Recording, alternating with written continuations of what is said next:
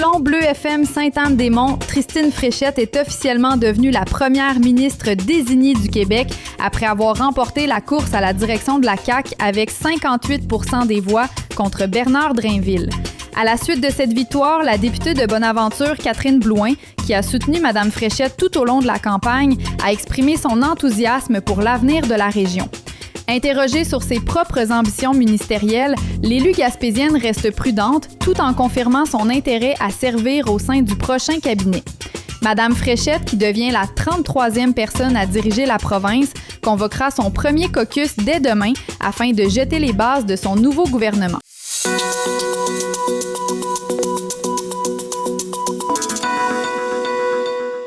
Selon Radio Gaspésie, l'état de santé du hareng de printemps dans le sud du golfe du Saint-Laurent demeure préoccupant. La biomasse reproductrice stagnant dans la zone critique, malgré le moratoire en vigueur depuis 2022. Selon la biologiste Laurie Ménard, bien que des signes de recrutement soient observés, il reste insuffisant pour espérer un rétablissement à court terme. La population devrait tripler pour simplement atteindre la zone de précaution. En conséquence, la pêche demeure interdite cette année et le MPO ne réévaluera la situation qu'en 2027. À l'opposé, le hareng d'automne affiche une santé vigoureuse avec une biomasse estimée à plus de 661 millions de livres.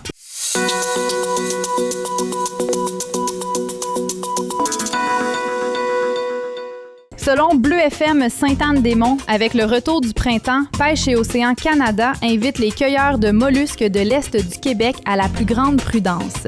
Avant toute sortie, il est essentiel de vérifier l'état d'ouverture des secteurs, car la consommation de coquillages insalubres peut être fatale. Les pluies abondantes, la pollution ou la présence de toxines naturelles peuvent entraîner des fermetures temporaires pour protéger la santé publique. Le ministère rappelle également qu'il est interdit de pratiquer la cueillette à moins de 125 mètres d'un quai et que le respect des tailles minimales ainsi que des limites quotidiennes demeure obligatoire pour préserver la ressource.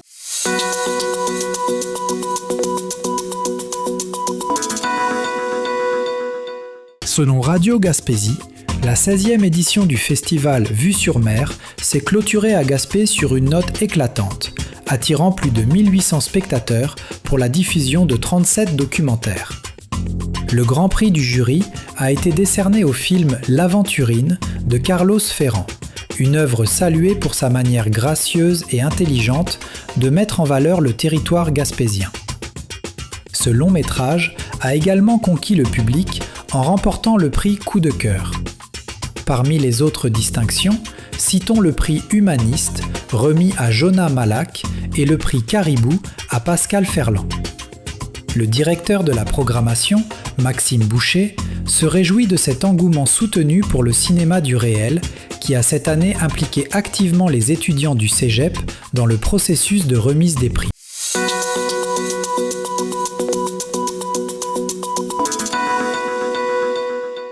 Selon Bleu FM Sainte-Anne-des-Monts, la ministre Sonia Bélanger a lancé la stratégie « Grandir en confiance » visant à renforcer la prévention et à recentrer les interventions de la protection de la jeunesse sur les cas les plus critiques. Bien qu'elle salue l'initiative, la Fédération des familles d'accueil et ressources intermédiaires du Québec dénonce un manque d'action concrète pour ses 3700 membres. La Fédération déplore que l'unique mesure les concernant soit une simple étude d'impact, alors que les besoins en recrutement, en formation et en harmonisation des pratiques sont criants. 15 ans après l'adoption de la loi régissant leur secteur, les familles d'accueil demandent au gouvernement des gestes tangibles pour être enfin reconnus à leur juste valeur.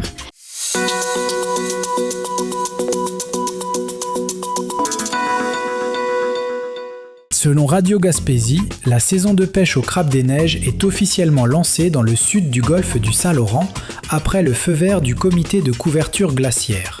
Malgré un départ tardif, les pêcheurs s'empressent de mettre leur casier à l'eau pour éviter les interactions avec les baleines noires. Dans la zone 12, le quota subit une baisse de 12% pour s'établir à près de 12 868 tonnes. Si la forte demande sur le marché international est encourageante pour les usines de transformation, les consommateurs devront toutefois prévoir une facture plus élevée à l'achat, conséquence directe de la hausse des coûts du carburant pour les capitaines. La saison se poursuivra jusqu'au 30 juin.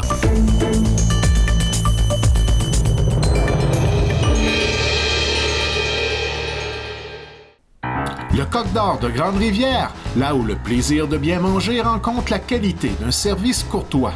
Notre menu varié ne peut que satisfaire vos attentes. Le Coq d'Or vous propose ces classiques qui ont su faire sa réputation au fil des ans.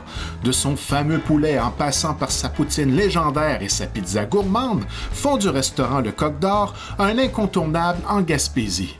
Le restaurant est ouvert de 16h à 20h. Pour bien connaître les jours d'ouverture et nos heures d'opération, consultez notre page Facebook. Vous devez obligatoirement passer votre commande par téléphone. Vous avez le choix d'utiliser le service de livraison ou de venir chercher votre commande au bar laitier. Découvrez notre menu au restococdor.com ou notre page Facebook et passez votre commande au 418-385-2733.